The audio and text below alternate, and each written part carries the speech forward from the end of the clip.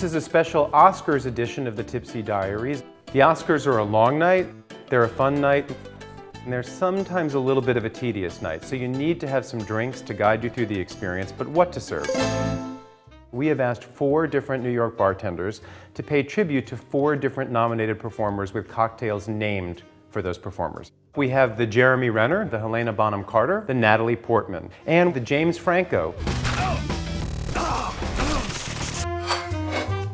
Why will this be the Jeremy Renner as opposed to the Ben Affleck?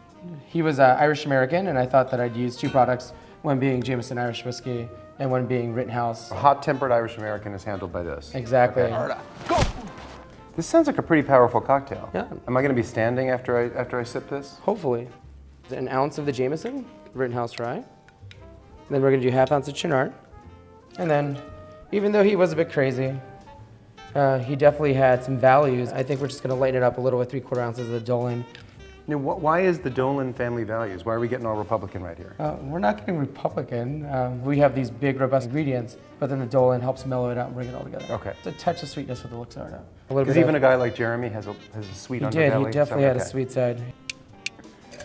So you're whacking on these ice cubes like Jeremy whacked on that guy's head who had offended Ben Affleck. It's all Jeremy. I'm channeling him. Okay. All right. Why, do you have anger issues that you like to talk about? Not on camera. So you've practiced. Yeah, I've made a few of them yesterday. I'm not your guinea pig here. Not yet. It definitely reminds of a Manhattan. A Manhattan by way of Boston. You know what I'm saying? You are making a drink called the Helena Bonham Carter, Yes. inspired by her performance in the King's Speech. My husband has seen everyone, to no avail. So we're gonna start with our apricot. Apricot, She's amazingly sweet in the movie. and an elegant sweetness. Exactly. Americano. But it's called Americano, Yes. and we're dealing with a British film. Our Plymouth. So then we're gonna add our ice here. All right. So Helena is going to be stirred and not shaken, right? But you are whacking her. Well, So she's a tough cookie in this movie, and it's gonna make a nice silky drink. Stirred drinks are really silky. And it wouldn't be Helena without a little accessory, so we have our absinthe rinse in this little atomizer. And I picked the most regal vintage glass I could find at my bar. This looks more like lipstick. Well, it's a lady's drink. It's It's a after lady's a lady. drink. Okay. I'm a guy. Am I going to like this lady's drink? I think so. Are you a martini fan? Well, am I an everything fan? And we have a little lemon twist. And I'm gonna curl it up fancy just because. It's like a hat she might have worn in the movie. Oh, it's nice. I do think it's more of a girl's drink than a guy's drink, but she's a girl. It's Your Majesty the first time. After that, it's ma'am, as in ham. The Natalie Portman. Incredibly complex character demands an incredibly complex cocktail. And you seem to have come up with an ingredient list whose length is in inverse proportion to the body weight of the performer as in the movie. That's it. We'll start with the first ingredient in its relevance, Brooklyn gin, a very pretty gin, gum arabic. Gum arabic. Gum arabic. Which you can't make a Natalie Portman without Agreed, gum arabic. as our egg. Are the eggs there because a swan presumably lays eggs? This is red wine. It's lightly sweetened with oleosaccharum. I mean, I knew, as soon as I gave you the assignment, I said, he's going to come back with gum arabic That and was an email. oleosaccharum. I knew that.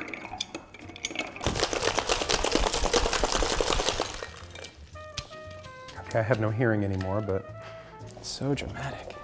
if a drink can be swan-like, that is, but it's white. So here's where we reach that pivotal point in your drink narrative, and a narrative it is, what's going on? Wow. Yeah, it's kind of cool, huh? Yeah. And that was a spritz of Absinthe. I'm presuming that wasn't Chanel number 9. No. I really like garnishing egg white cocktails with a bit of bitters. Are you drawing a picture or what's going on there? Whoa. Those are feathers. Exactly. Cheers. We're done? We're done. Well, I didn't think we'd ever Wasn't get that- I didn't think we'd ever get here. I really didn't. If a drink could do a pirouette, Yeah.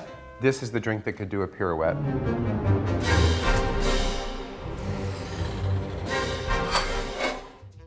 So your assignment is to somehow capture, reflect whatever James Franco. How have you done that? Well, I did 2 parts. I sort of split the drink in half. The first part is Hurricane Rum. He seems like an energetic guy. So I made a syrup out of yerba mate. I have some cocoa nib and Thai chili bitters. Wow. And that's the first part of the drink. And the second half, and a nice clean white rum. Some fresh lime juice, good dose of coconut water. Shake that up with the mint. Get on there. So maybe that's the first thing he had. So we're playing basically off of how thirsty he was And how smart after he a is. couple days getting cozy with that rock. I figured a little frozen rock, just to keep it cold. Now that's clever. The colors of the desert and a rock. Yeah. If we had like a little enough man, we could wedge him under there. Ooh.